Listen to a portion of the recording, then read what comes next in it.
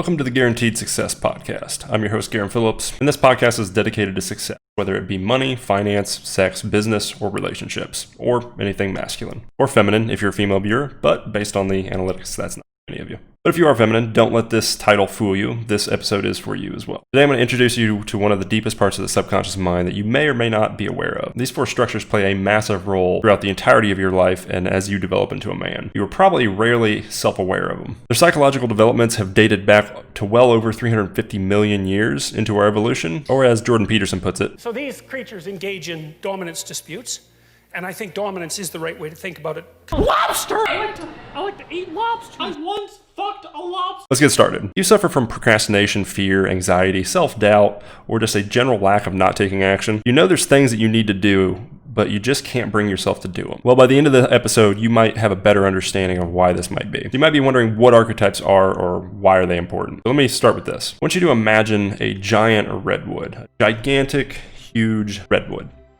I've never been next to a redwood, but just looking at photos of them, they're all inspiring. They live 800 to 1500 years old. Think about the amount of energy and time and resources and water that's required to build something like that.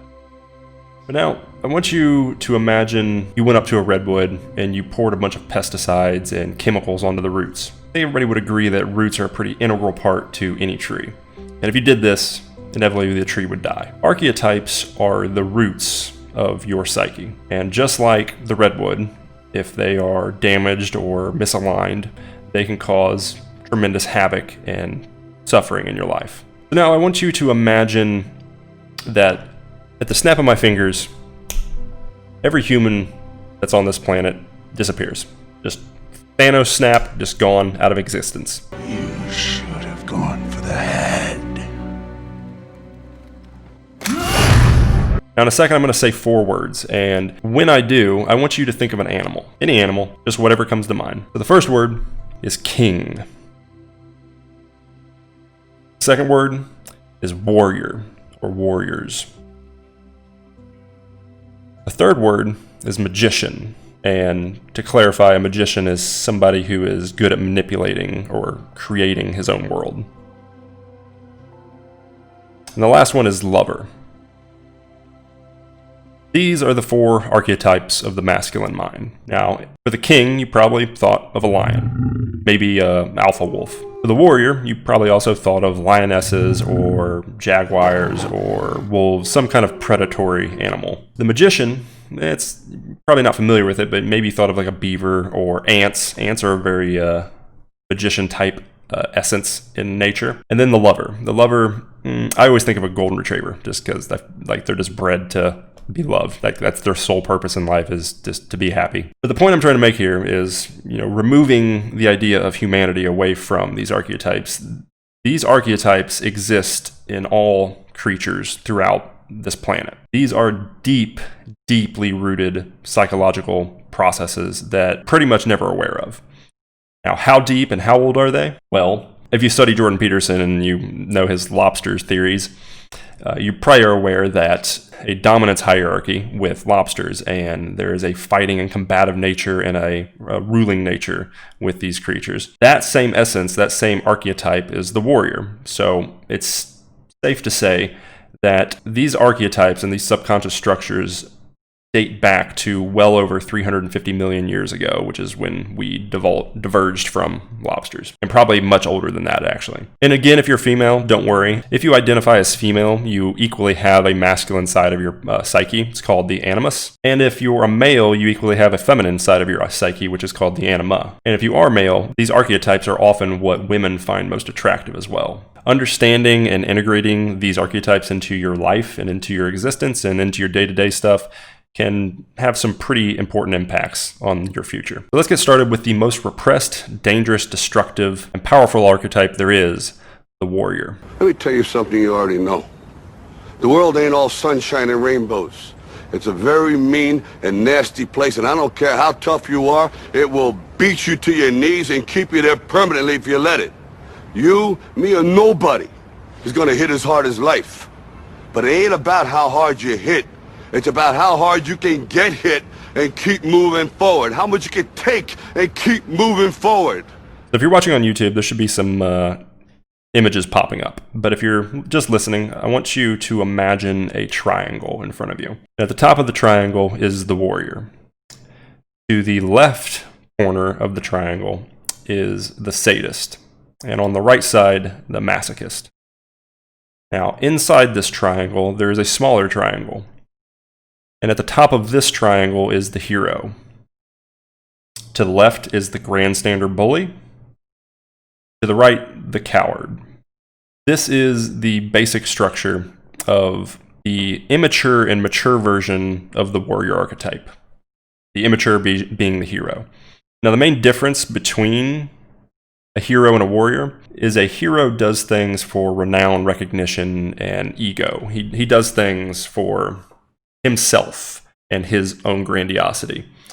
Versus the warrior, who is usually more seasoned, has gone through battle, has been hurt, has gone through trials and tribulations, and understands on a deeper level that the point of existing or the point of his purpose isn't necessarily for his own fame and fortune, even though that can still play a role. It is to better become himself and grow as an individual. He takes on the burden and accepts the pain and suffering that comes with life because he understands that through those trials, through those tribulations, his life will improve. He will grow as an individual and he will become more than who he is. The fundamental rule between a hero and a warrior is that a warrior dedicates himself to something higher than himself. Think of a soldier fighting for his nation. Think of a bull protecting his herd. Think of a shepherd dog protecting his flock.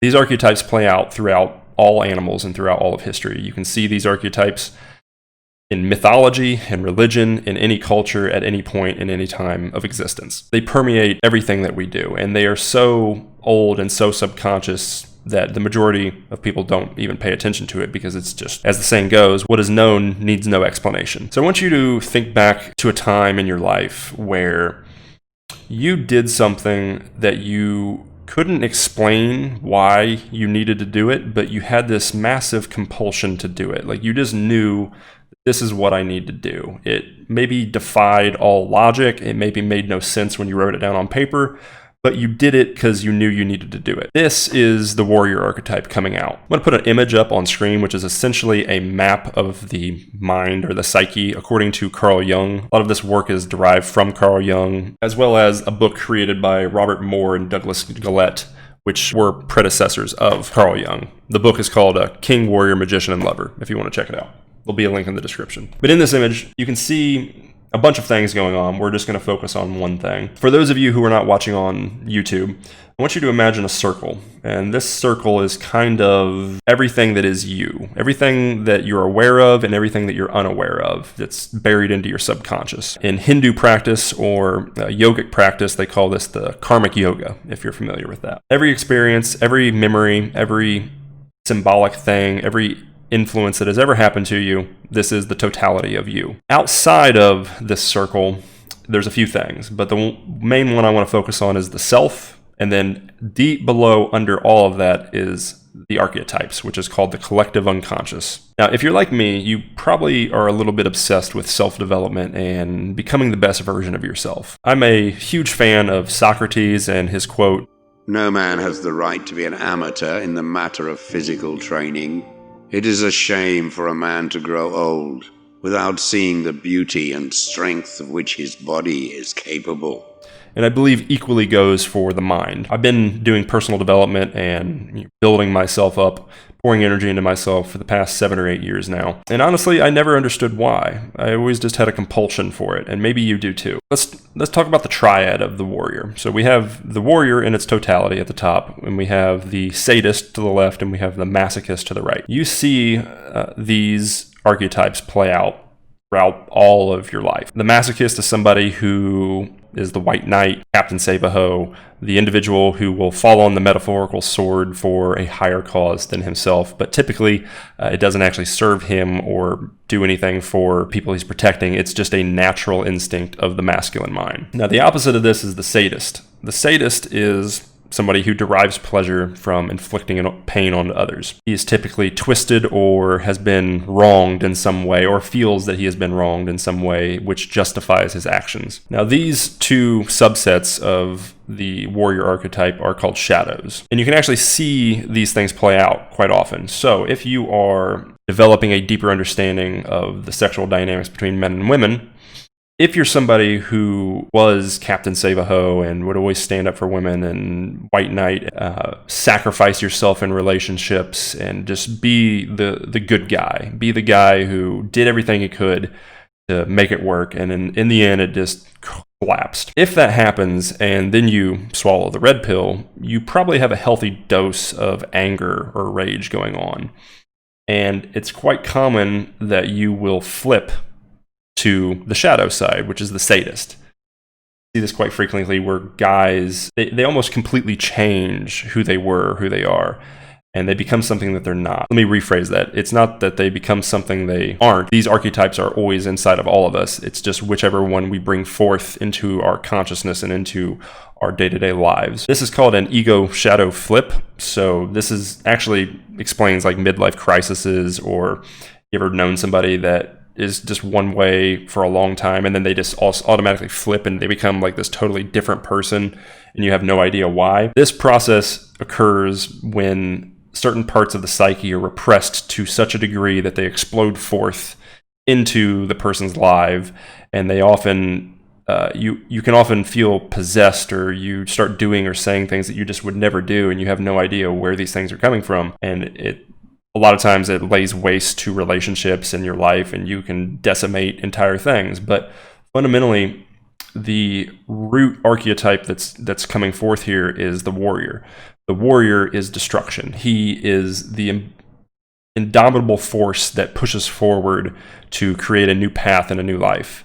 And it's not necessarily destruction in its evil morality or anything like that. A lot of times destruction can be a quite positive thing. For example, if you are on the road to success or bettering yourself, you've probably heard the quote that you are the 6 people closest to you. And if you believe that and you have integrated that into your life, you probably have accepted that you need to remove certain people from your life that maybe you value and you care about, and they will eternally be friends for you forever. But you had to remove them. And that is a form of destruction. You are destroying a part of your old life to create a new one. The warrior, while it's destructive, is the first and foremost energy required to build a better version of yourself. Now, to quickly explain the other archetypes for just a brief moment. The king is essentially, at its fullest, benevolent, understanding, firm, ruling, organized, and fertile. He is, imagine a king and his realm, his forest and his land and his farms and his towns and his cities and his people. This is his realm. It is everything that you control. For you, it's your house, it's your friends, it's your colleagues, it's your businesses, it's your money, it's your experiences, it's your energy that you put forth out into the world and what the world reflects back into you. When you combine the king with the warrior, you can do some truly amazing things. But if either one is messed up or not working correctly, a sadistic warrior isn't useful to a king, and the warrior is useless without a king. If you don't have order or direction in your life, which is the king's job, you can often be laying waste or destroying things that might not necessarily need to be destroyed. You just don't have any direction in what you're doing. And real quick, the magician is essentially a master of knowledge and understanding. He is the architect, he is the artist, he is the scientist, he is the technician, the mechanic, the engineer. We live in a world of magicians today. We are very predominantly magician culture. And then the lover is the connector between all three and to the external world and all the people that you know. He is the empathy, he is the understanding and the feelings that come from being human. But let's get back to the warrior. Now, you may have noticed that during this podcast, I was using a lot of visualization and analogies and trying to paint pictures for you in your heads. And in order to tap into archetypes, which are deep subconscious processes, they cannot be influenced by words and language. Maybe affirmations like brute force, if you do it over and over and over for a month or so, you can do it that way. But fundamentally, archetypes worked way before we ever had conscious thought. And just to give you a visualization of that, I want you to imagine a dollar. This dollar represents 1,000,000 years. Now, the conscious part of our brain, the frontal cortex, the part that creates words and logic and rationale and planning for the future, depending on the anthropologist that you talk to, dates back to somewhere between 50,000 years ago or 100,000 years ago. And just for reference, the Byzantine Empire in the Ice Age ended about 15,000 years ago, which is when the first civilizations were born. We domesticated dogs somewhere around 40,000 BC, and this is essentially a dime on a dollar. These subconscious processes have been developing for $350. So 350 million years, $350. We've only had conscious thought for 50 cents. I'm sorry, not 50 cents, 5 cents, 5 to 10 cents. So, needless to say, conscious rationale and the logical mind does not interact very well with these archetypes. The way you interact with the subconscious and the deeper parts of the mind is through symbolism, visualization, and metaphors. So I want you to take a moment to think back in your time when you were just unbelievably hyped. For me, I can remember a very vivid moment. Maybe for you it was a football locker room. You were getting ready for a game. Somebody started playing some music, and everybody just gets crazy. Maybe it was at a bonfire. Testosterone starts spiking. People start jumping over fires. That's the hero archetype. Doing stupid stuff for renown and recognition with no actual purpose. For me, though, I remember when the movie 300 came out. This is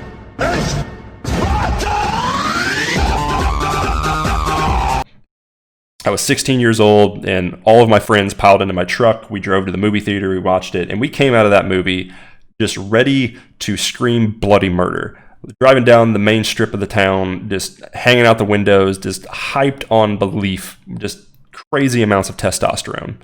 And the fundamental hormone of the warrior is testosterone. Also, serotonin plays a role as well. But I want you to think back to that moment. I want you to visualize that. I want you to go back to that exact moment. You can probably bring up the feelings that come from there. See, visualization and symbolism and imagery don't just paint a logic to you. They bring back feelings and emotions, and they're intuitive. And these are the things that are required to connect to the subconscious. So I'm going to go ahead and wrap this up. This is episode 1, and in the next episode, we will discuss the king archetype. But before I go, I want to give you guys something. Now, if you are struggling with getting things done, or anxiety, or fears, or whatever it is, it can be a lot of things, and there can be a lot of issues that you need to line out to fix that. But I want you to try this. You probably have something you need to do right now. You need to be getting off YouTube or listening to this podcast, go to the gym, or whatever it is. But before you do, take 3 minutes, 5 minutes, and I want you to sit down and relax and play some music. Music is a very deep psychological influence. Play some heavy metal or Slipknot or Rob Zombie or System of a Down, Rammstein, anything that's warrior-like, anything that brings forth that fight mentality. And sit down and visualize a time in your life when you just did it. Whatever it was, it didn't matter what was in your way. You just pushed forward and fucking killed it. Or think about somebody you know or somebody you admire who has done that, who has embodied the warrior archetype. A classic example would be Rocky or Muhammad Ali, Mike Tyson, Conor McGregor. These archetypes are very, very influential in our society. You don't really realize it until you think about it, but imagine all of the energy and all the money and all the time that is required to put in a UFC fight. All of the tickets, all of the infrastructure that had to be built on the internet and in person, all the people building the lights and the shows and the stadiums and setting it all up, and everybody coming together, buying tickets, flying halfway across the world, all to accumulate to this singular point in existence on the planet, essentially celebrating the warrior archetype. So, as you do this, do your visualization, let the feelings come forward, let the emotions come forward of what you felt from that. Really let the warrior flow into you, and then go get your shit done. I'm Garen Phillips. Hope you enjoyed this podcast. I'll see you next time. The ideal man bears the accidents of life with dignity and grace, making the best of circumstances. We cannot live better than in seeking to become better.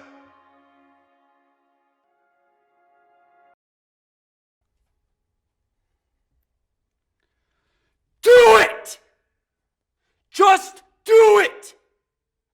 Don't let your dreams be dreams. Yesterday, you said tomorrow, so just